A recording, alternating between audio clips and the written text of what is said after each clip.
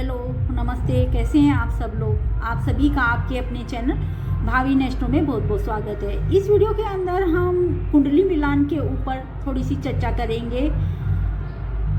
होता क्या है, जब शादी होती है तो सॉफ्टवेयर के अंदर दोनों की कुंडली डाल दी जाती है और गुणों के हिसाब से देख लिया जाता है कि कितने गुण मिल रहे हैं। जब 28 गुण मिलेंगे तो शादी कर ली जाती है। बाद में क्या होता है कि ढंग से विश्लेषण नहीं करवाने के कारण वैवाहिक जीवन में कुछ ना कुछ समस्याएं चलती रहती हैं, क्योंकि कई तरह के ऐसे योग होते हैं जिनके कारण आगे चल के परेशानियों का सामना करना पड़ता है। उसके अंदर ही अंगारक दोष भी एक है, जिसकी हम चर्चा इस वीडियो के अंदर आगे करेंगे।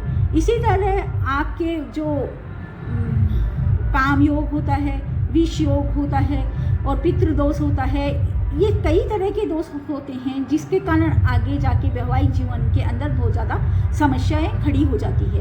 इसलिए ज़रूरी हो जाता है कि आप किसी विशेषज्ञ ज्योतिषी से अपनी कुंडलियों का अच्छी तरह विश्लेषण करवाएं, ताकि आगे आने वाली जो समस्याएं हैं उनसे आपको राहत मिल सके, क्योंकि वो आपको अच्छी तरह कुंडलियों का मैच करके बतला देंगे कि इसके कारण क्या समस्या हो सकती है और उसका क्या समाधान आप कर सकते हैं। जब तक आप किसी ज्योतिषी को अपनी कुंडलियां नहीं दिखाएंगे, केवल सॉफ्टवेयर में डाल के देख लेंगे, तब तक समस्याओं का हल नहीं होगा। क्योंकि जो कुंडलियां का मिलान होता है सॉफ्टवेयर में, वो केवल गुणों के हिसाब से होता है और जो गुण होते हैं वो केवल चंद्रमा को देखकर ये चंद्रमा से रिलेटेड ही मिलान होता है।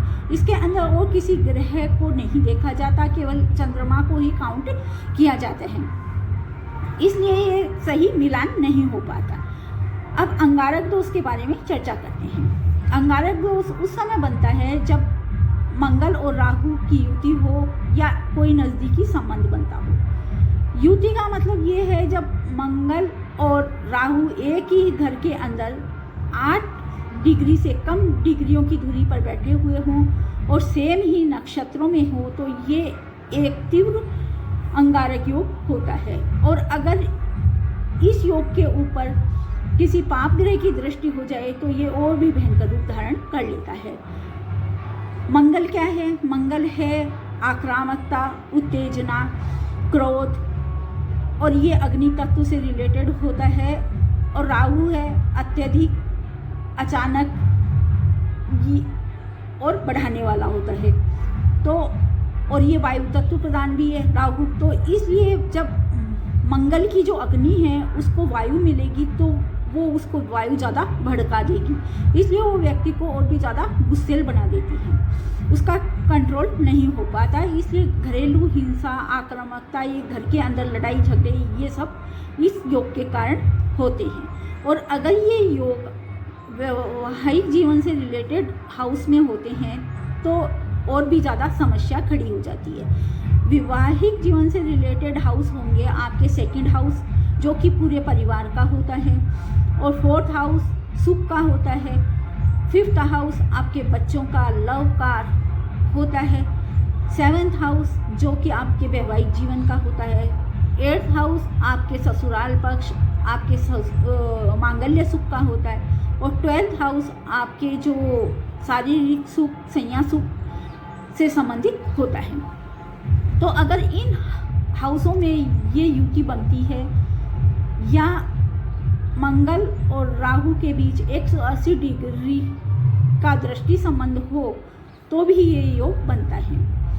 अगर आपके 7th हाउस में बन रहा है तो जिस भी जातक के बन रहा है वो अपने पार्टनर पर बहुत ज़्यादा हावी हो जाएगा। और इसी तरह अगर आपके 8th हाउस में बन रहा है तो आपके पार्टनर के जो गुप्त बातें हैं वो वैवाहिक जीवन के बाद में आपको पता चलेंगी। ये अगर 8th हाउस में बनता है तो सम्मान में हानि का भी भय बना रहता है। और अगर ये आपके 2nd हाउस में बनेगा तो पारिवारिक सुख में कमी होगी, पारिवारिक हिंसा बढ़ेगी, ये सब इस दोष के कारण होंगे। और अगर ये इन हाउस के अंदर जहाँ ये बन रहा है वहाँ मेष राशि या सिंह राशि है तो ये और भी खतरनाक हो सकता है। क्योंकि ये दोनों अग्नि तत्व की राशियां होती हैं। और अगर इनके ऊपर कोई पाप प्रभाव वाला ग्रह दृष्टि डाल लेता है तो ये पापी ग्रह मतलब तो ये और भी भयानक रूप धारण कर लेता है।